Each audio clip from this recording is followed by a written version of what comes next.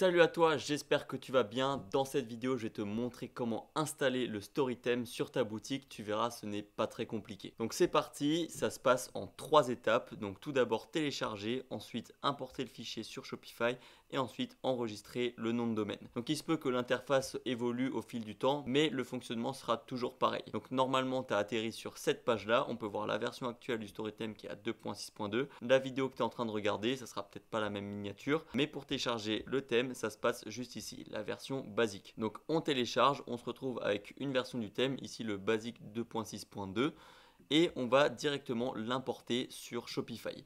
Donc sur ta boutique, il faudra aller dans boutique en ligne thème, et tu descends un petit peu, tu vas pouvoir cliquer sur ajouter un thème. Donc tu cliques dessus, tu vas sur importer un fichier compressé et là il va falloir tout simplement glisser déposer ton fichier sur Shopify et cliquer sur télécharger un fichier. Il est aussi très important de laisser le fichier au format .zip. Si tu le mets dans un autre format, si tu cliques dessus, que tu le décompresses, ça ne va pas fonctionner. Donc surtout, laisse le fichier comme il est. Ensuite, ça va prendre un petit peu de temps, mais ce qu'on peut faire en attendant, c'est de voir comment est-ce qu'on va enregistrer son nom de domaine. Donc pour faire ça, c'est très simple. On va se rendre sur le dashboard de l'espace membre et on va cliquer tout simplement sur ajouter une boutique.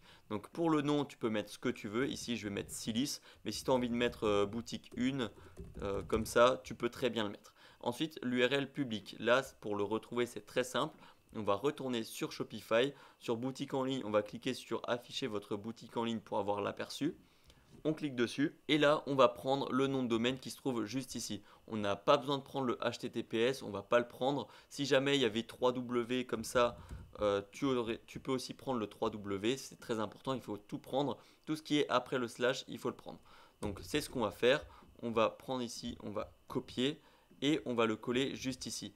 Ensuite, il faudra juste ajouter ma boutique, mais là, comme tu peux le voir, je l'ai déjà mis, donc on n'aura pas besoin de l'ajouter. Donc ici, on peut voir le nom, c'est Silis, et l'URL public, c'est silis.fr. Si maintenant, je ne mets pas le bon nom de domaine, si par exemple ici, là, je mets silis.com et que je me trompe, on va voir ce que ça va te donner. Donc là, je vais réactualiser. Il y aura un message d'erreur. Donc votre licence n'est pas activée, j'active ma licence, tu retomberas sur le dashboard et ça veut dire que tu n'as soit pas mis le bon nom de domaine, soit que ton abonnement n'est pas actif. Donc voilà, ça c'est juste pour la petite subtilité. On va remettre silis.fr, on va sauvegarder, ça met que c'est updaté correctement et c'est tout bon. Donc on réactualise pardon. Et il n'y a plus de message d'erreur. Entre temps, on peut voir que notre fichier s'est bien apporté, basique 2.6.2.